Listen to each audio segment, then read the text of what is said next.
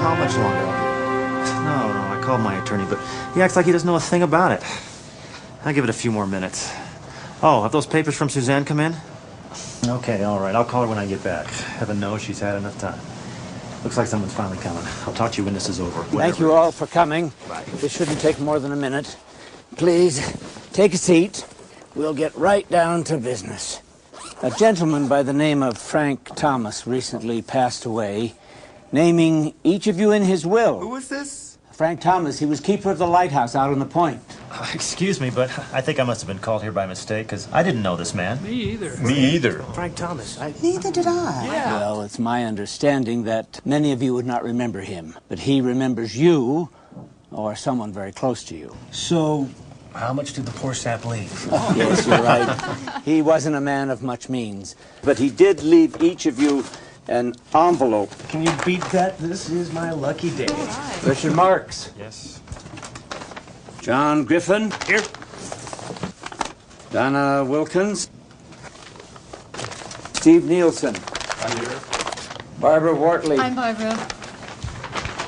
Thomas Christensen. Right here. Jennifer Lee. That's me. Paul Johnson. Down here. $17. Wait a minute. What is this? Is this some kind of a joke? Did my wife put you up to this? Please, calm down. I assure you that this is not a joke. Each inheritance, no matter how insignificant and trivial, was of great value to Mr. Thomas. He went through a great deal of trouble to put these into your hands.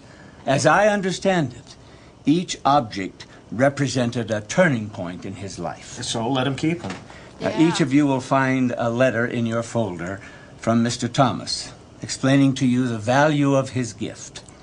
Now, although I can't force you to keep these endowments, at least feel an obligation of courtesy about reading his letter. After that, you can do as you please. Thank you for being here, and have a good day.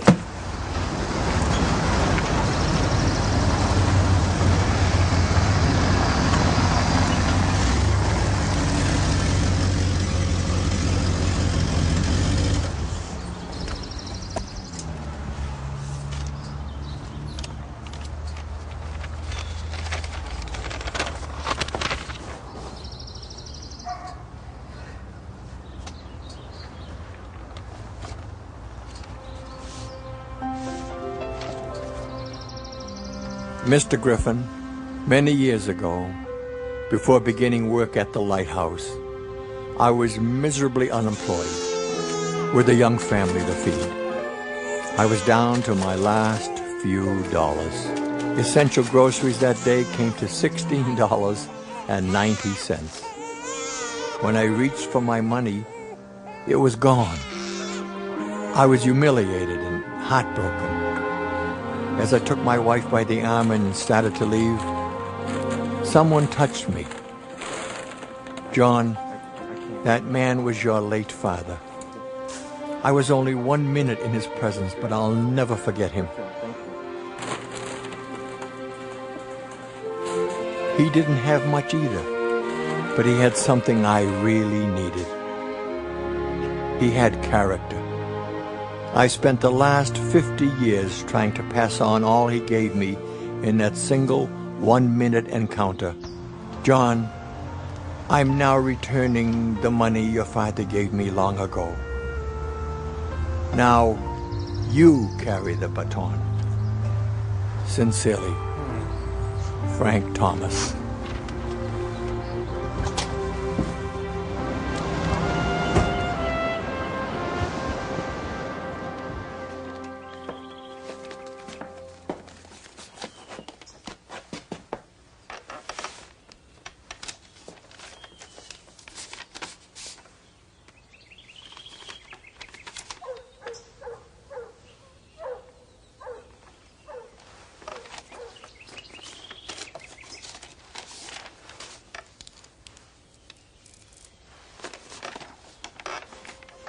Dearest Mrs. Williams, I never thanked you for the difference you made in my life many years ago. I was watching from the lighthouse the day you lost your daughter on the beach.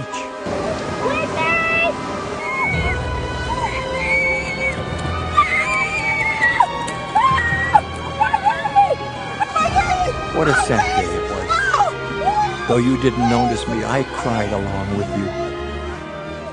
Oddly, we lost our own child not long after yours. She was my inspiration and my life.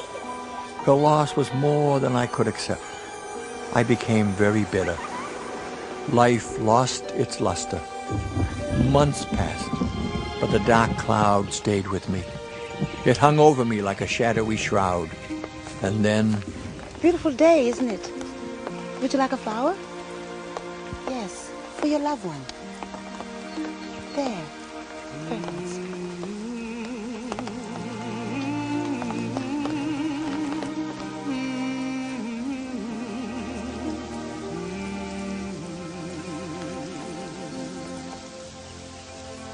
You dealt with your loss and were able to carry on.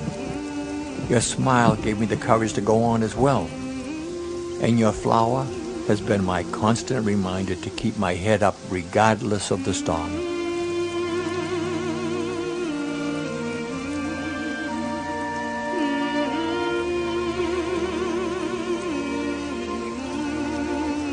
Thank you, Donna. I'll give your darling daughter a hug and a kiss when I see her. God bless. Frank Thomas.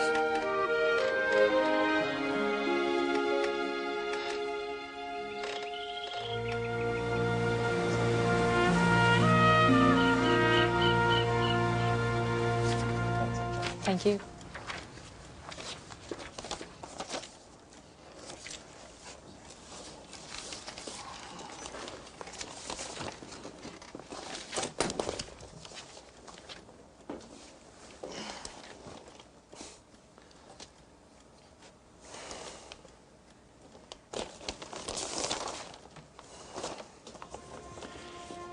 Dear Richard, your shell is the one object I valued most.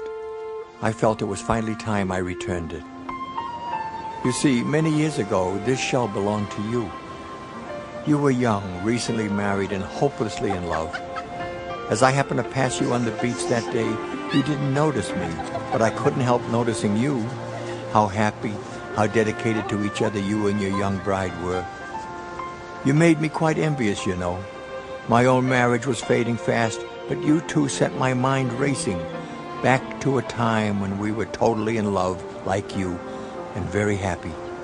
As I watched you, I heard a phrase I had forgotten how to say. I love you. I've heard your words every time I've looked at that shell. It's given me the courage to swallow my pride.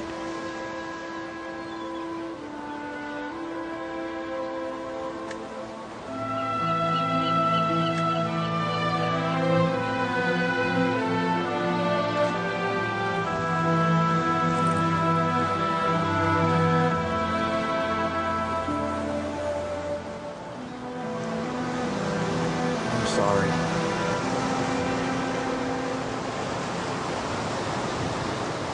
Amy, I love you.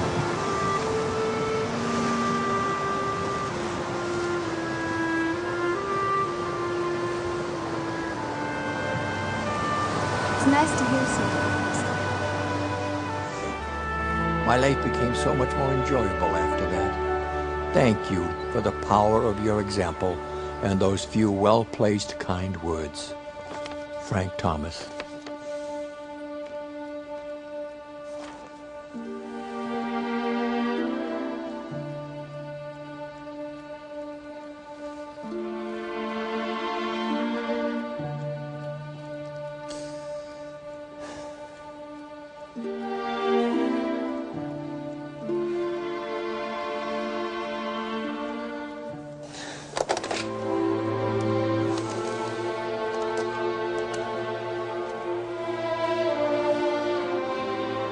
Goldman and Goldman, may I help you? Yes, Richard Marks calling for Jeff Goldman. Please hold. Thank you. This is Jeff. Jeff, it's Richard. Hey, the divorce papers come yet? Yeah, I've got it right here. Say, hold off for a few days. But I thought you couldn't wait. I know. But something's come up. I just need to give it one more try. You feeling okay, Phil? Yeah, I'm feeling fine. Actually, I haven't felt this good in a long, long time. Okay, hey, sure bye. Thanks. See ya.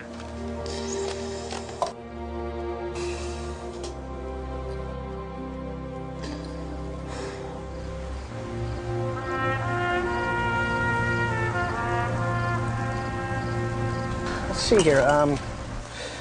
Parts came to 198, labor was 230. Total comes to 447 with tax. Oh. Something wrong? I had no idea it would cost this much. Well, we are very competitive with everyone else in town. I'm Our sure prices you are. We just don't have that much money right now. My husband just got back to work. Oh, I'm sorry. I don't even have a credit card right now, but maybe I could make some payments. Look. Okay, what if I've got a couple hundred, and I could pay you some next month. What if we take off the labor? Will that work?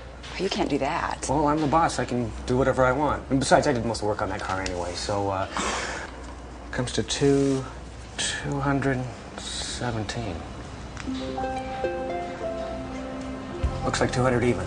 200. Here. Well, here. Thank you so much. You are so kind.